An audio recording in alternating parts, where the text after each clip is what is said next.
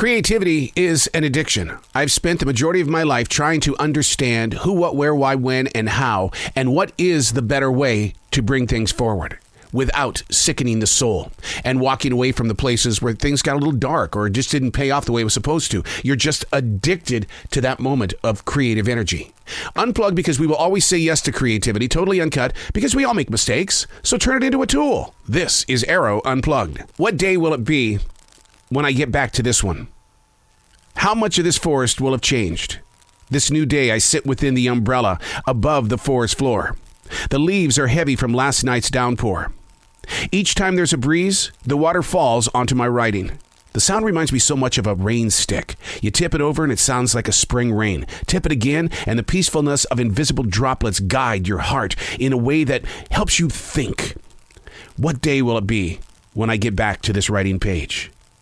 I guide the reader not toward a trip into a past, but a key to open the next door.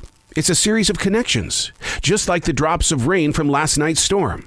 Today, the water is food for the forest floor. What will grow in that place of receiving? The same is true with words on a page. On that day, when you do return, try not to picture the existence of a summer morning waking up. Look into your present and build the path into what will arrive in the moments after. How much will the forest change? The answer is every day. So I wrote that on July 3rd, 2021. And the writer was asking, what day will it be when I return to this page? Well, today's date is October 28th, 2021. So several weeks and months have gone by. And the forest, it's all yellow. Fall has set into the Carolinas. The migrating birds are stopping in for a little bite to eat. The deer, their coats are darker and thicker.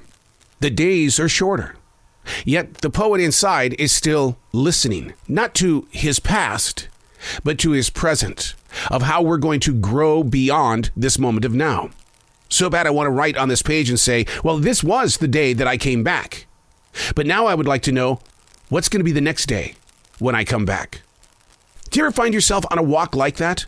To be able to say, okay, this is who I am, but this is who I'm going to become. Now, when you live a lifestyle like that, there's a lot of things that get in the way. Like a relationship with somebody. I love my sister dearly, but throughout our lives together, it has been one big battle because we're two thick-headed people. We have our own walk and way. We have our own visions. And I often wonder, when will we get to talk again? Will it have to be within an avenue of forgiveness or admitting that, well, maybe I was a little bit wrong? But that's the thing about growing forward in this day of ghosting people. Oh, well, I can just disconnect from you from Facebook and Twitter. I can do the same thing with a real human figure. Well, I don't have to talk to you. I still love you, but I'm not going to talk to you. Where will you be on the day that you return to this moment? Mentally, physically. Where will your thoughts grow from? Will you be inspired by newer things? I wrote about that this morning, about the inspirations that we have. And sometimes I think that the internet has created this avenue of, I'm going to go get fixed on the internet and not have to see a professional. We can't think like that because it reminds me so much of the 1980s when people thought they were getting fixed when they would call those 1-800 numbers, linking them to psychics. Were you fixed? What would happen if you returned to that day? Would you see how much you've grown? Or are you still in the same pain? Awareness is everything. Where you stand in your present place of now is everything. I'm Arroe.